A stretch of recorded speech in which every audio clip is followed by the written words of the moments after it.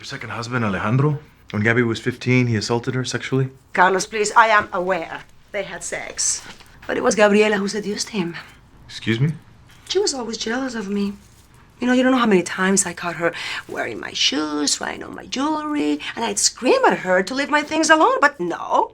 She wanted whatever I had. Believe me, no one got raped. Just a few days ago, Gabby happily returned home after a shopping spree. Before she even walked through the door, she saw Carlos with another woman in an intimate embrace. Furious, Gabby rushed over, but then she saw a familiar face. Oh. Hi, Mom.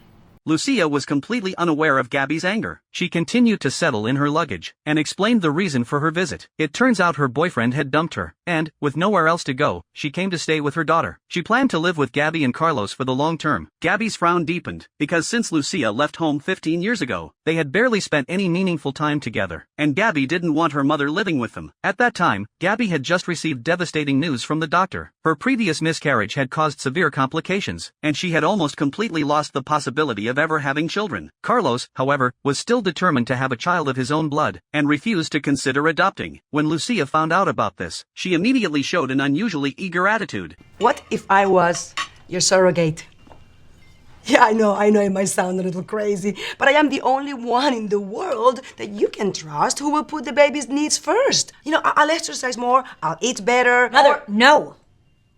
Upon hearing this, Gabby felt utterly absurd and resistant, but Carlos's eyes lit up. He thought it was the perfect solution. It didn't have like a big head or anything, did it? Carlos, you are not seriously considering this. Well, think about it, Gabby. This way the surrogate wouldn't be some impersonal incubator. There'd be a family tie.